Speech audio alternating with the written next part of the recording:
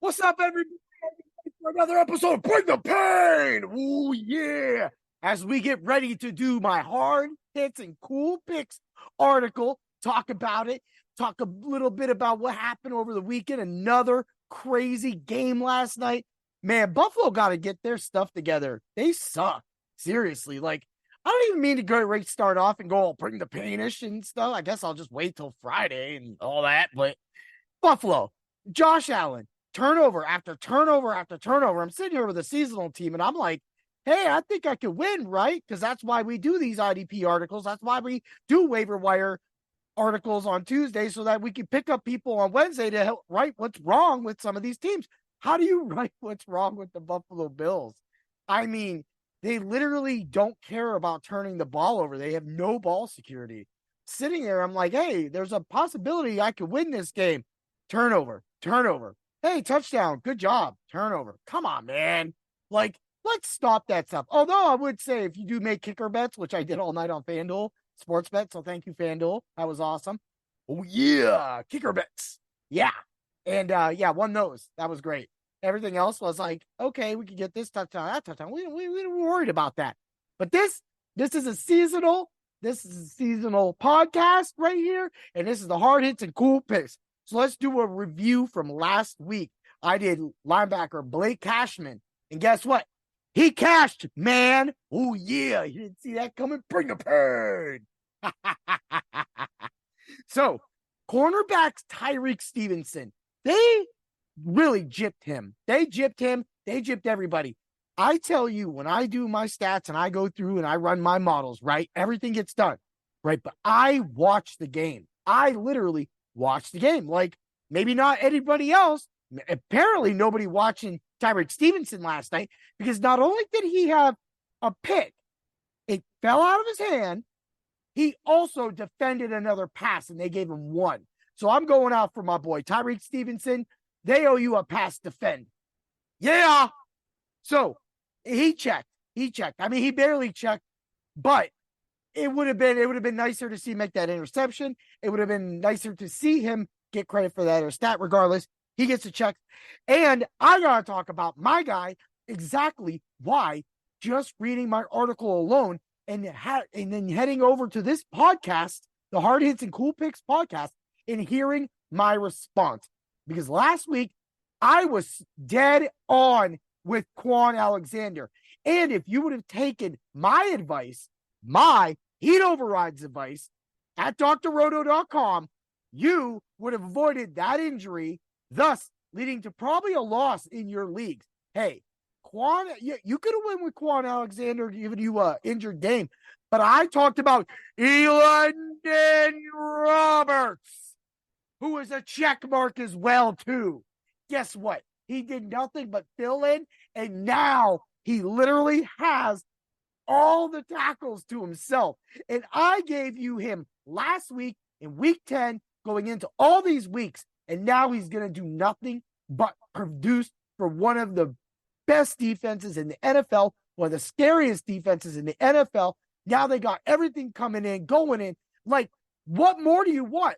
It's only time before Fitzpatrick comes back, too, and his defense gets any stronger. But unfortunately, it does suck not having Holcomb and having Alexander to sub in and sub out. So a lot is going to fall on Elandon Roberts. And that was your key last week. Oh, yeah.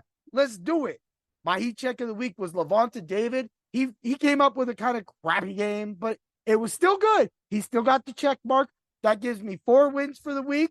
Again, back to back, 4 wins. It's just, I just count it. I know that I'm picking great players in great positions to put on your teams, but at the same time going 34, 3, and 2. The Heat, hard hits, cool picks, and Heats, IDP, Heats of the week, Heat check of the week, have come through every single week practically for you. That is why Dr. Roto is the go-to place for IDP, because you don't need to get confused with a whole bunch of articles from a whole bunch of guys. You just need one guy, one hero, one super guy. Yeah. Oh, yeah. I'm the champion. Uh-huh. All right, let's get to the new article. So that was a nice review.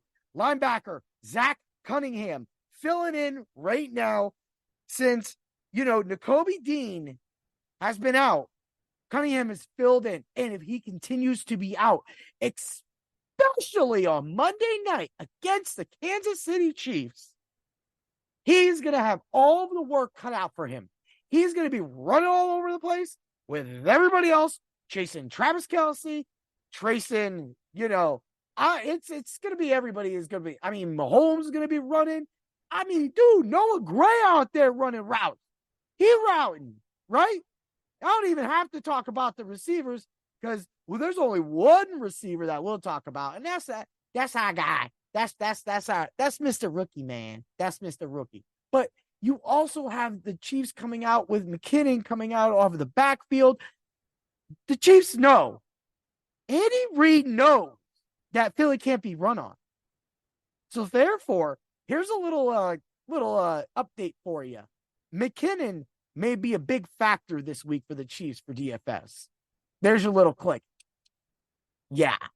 So with the Chiefs right now, they have opportunity to give, Zach Cunningham a lot of play. I'm not saying he's going to have a super out game because there's going to be a lot of people making tackles and maybe touchdowns scored for once at a night game.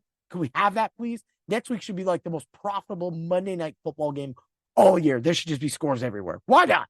Why not? I'm sick and tired of the defensive champions, even though this is a defensive podcast. I still love it, So let's move along. I know 3%. Cunningham is 3% right now. You definitely want to get him on your team, especially if Nakobe Dean is out. Let's move along to another fill-in. Is Damone Clark. He's 12% owned, and I got him at, he has another game. He's against the Panthers, right? So he's been consistent. He's been very consistent. He's coming off of a not so good game. I think he got about,